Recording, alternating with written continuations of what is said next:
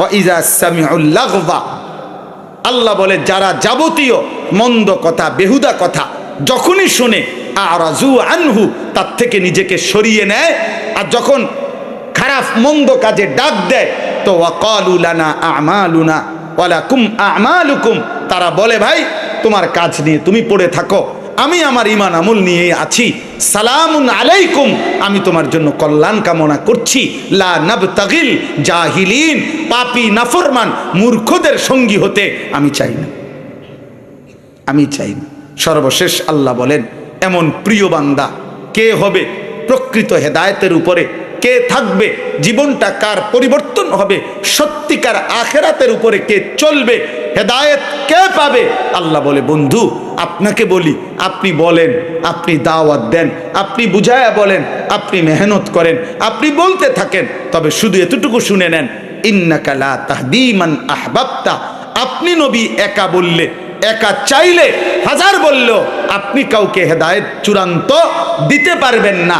ওয়ালাকিন্নাল্লাহা ইয়াহদি মান ইয়াশা, বরং আল্লাহ যাকে চান তিনি তাকে হেদায়েত দিয়ে থাকেন।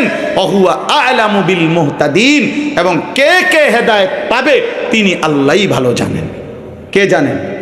এই কথার শেষ একটা কথা আমার বলার উদ্দেশ্য হলো, এই কথার দ্বারা দোস্ত আমরা আল্লাহর নবী সাল্লাল্লাহু আলাইহি সাল্লাম মক্কার জমিনে দাওয়াত তো দিছে সবাইকে, কিন্তু আল্লাহ বলছে বন্ধু আগামী দিনে আপনার সাহাবী হবে কারা, ইসলাম বিজয় করবে কারা, ইসলামের জন্য আমি নেব কাদেরকে, এটা আমার ফয়সালা।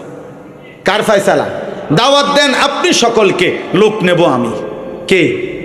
আল্লাহ। আল্লাহ। এই জন্য নবীজি আবু জেহেলকেও দাওয়াত দিছে, আবু লাহাবকেও দাওয়াত দিছে, আবু বকরকেও দাওয়াত দিছে, ওমরকেও দাওয়াত দিছে। মনে করেন আমি এই চারটা মানুষের নাম কইলাম, এই চারজনই কুরাইশ বংশের। চারজনই কোন বংশের? কাছাকাছি এলাকার, একই বংশের লোক। তো নবীজি চারজনকেই সমান তালে গুরুত্ব দিয়ে কালেমার দাওয়াত দিছেন।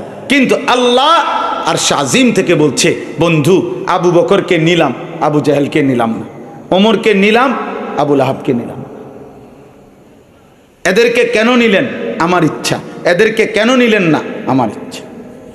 অতএব এই সর্বশেষ কথা হলো এটা, কিশোর যুবক ছেলেরা তোমাদের সবাইকে বলি, আগামী দিনে ইসলাম বিজয় হবে, মাহদি আসবে, দাজ্জাল প্রকাশ পাবে, পৃথিবীময় আরেকবার ইমানদারের জিহাদ চূড়ান্ত হবেই হবে, এবং মাহদির নেতৃত্বে ঈসা আলাইহিস সালামের আগমন সহ দাজ্জালকে নিহত করবেন। বিশ্বময় ইহুদিদের শেষ ব্যক্তিটাও নিশ্চিহ্ন হবে। আরেকবার পৃথিবীময় কালেমার পতাকা উড়বেই উড়বে, ইসলামের খেলাফত প্রতিষ্ঠিত হবেই হবে।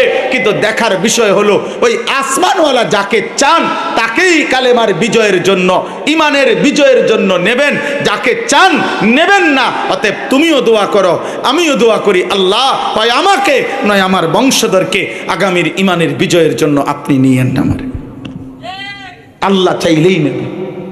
অতএব আমরা হাজারি করলাম, আমরা অনুরোধ করলাম তোমাদের কাছে, অনুরোধ করলাম যুবক নারী দেখতে দেখতে নষ্ট হইও না, উলঙ্গ ছবি দেখে দেখে নষ্ট হইও না, বেনামাজি জীবন নিয়ে নষ্ট হইও না, কাফের মুশরিকদের অনুসরণ করে নষ্ট হইও না। মনে রাখো বাপ, তুমি ছাড়া আমি ছাড়াও ইসলাম বিজয় হবে, কালেমার বিজয় হবে। হবে? কথা বলে না? আবু জেহেলকে ছাড়া ইসলাম বিজয় হয়েছে? আবু লাহাবকে ছাড়া ইসলামের বিজয় হয়েছে? তো তোমারে আমারে ছাড়াও। কিন্তু যদি আল্লাহ আমগরে না নেয় আমরা ব্যর্থ কিনা? তখন ব্যর্থ হবে কিনা? অতএব আমরা প্রত্যেকেই ইনশাআল্লাহ আল্লাহকে চিনি, আল্লাহকে ডাকবো, আখিরাতের ফিকির করব, 5 ওয়াক্ত নামাজ পড়ব। বলেন ইনশাআল্লাহ। আল্লাহ তাআলা এই মাহফিল কবুল করেন। 2 দিনের এই যাবতীয় ইন্তজামের মধ্যে আল্লাহ ভরপুর বরকত দান করেন, আমিন।